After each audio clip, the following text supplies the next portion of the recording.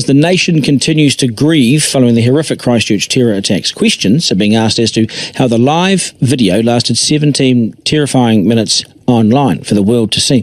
How does artificial intelligence work to pick up this kind of graphic content on the internet? And what are its limitations? I think we're well aware of its limitations. It just simply didn't pick it up. Here to explain is Gorilla Technology CEO Paul Spain. G'day, Paul.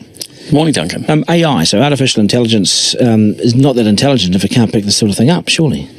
Well, there's a bit of a journey with AI, and I guess it started in the 1950s when it started being investigated. The computing power wasn't really sufficient at that time to do too much.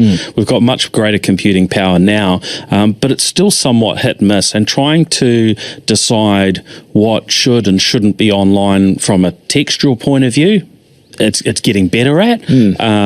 Photos, getting better at, but the more complex the information that's thrown at the AI, the harder it is. And I think the challenge we had in this case is that people sat there watching it and didn't alert Facebook for quite some time. I wonder if Facebook thought it was a video game. So, and that's the sort of thing that some might think. Certainly from an AI's perspective, it looks like a video game when you're seeing people shot. We could have, we've got a long way to go, but I bet you that happens in a very short space of time. It will, because computing power keeps ramping up, and as we have examples like this will put a huge amount of pressure on Facebook and on others that are working with this technology to address it much better and much faster. So you're telling me that Facebook doesn't have the ability to do this with all its intellect and artificial intellect and money and resource? It can't do this? I don't think they're there yet. I tried out an AI tool over the weekend where you can upload your photo and it'll tell you your age based on what it sees. And how'd you go? Well, I managed to trick it with a simple selfie of myself. There was a reflection of my phone screen in my glasses, which covered my iris, and that was enough for this system to say that it didn't know if it was looking at a person. Wow. So easy as that. So AI is very much still in its infancy. Yeah. I think it's fantastic that we are having this major crackdown, obviously, particularly in light of this video. But is there a concern that it may just start wiping out innocent material?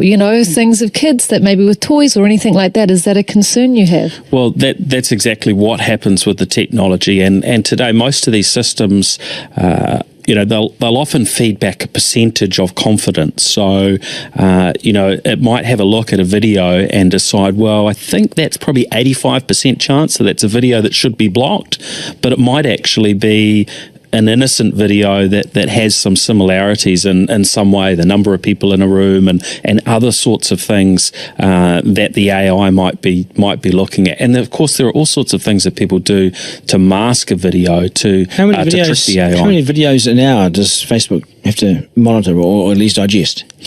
I don't know what the number is for Facebook per hour, but we're basically seeing millions of videos uploaded across the varying platforms, every day, many millions. And so there's a lot of computing power to do that. Obviously, it's way too much for humans to do, so we do have to rely on AIs to be part of that picture. And right now it's not doing its job because it's not advanced enough. It's not there yet, no. Worries me that, but they're pretty quick to pick up some copyright issues and send us a bill and other stuff.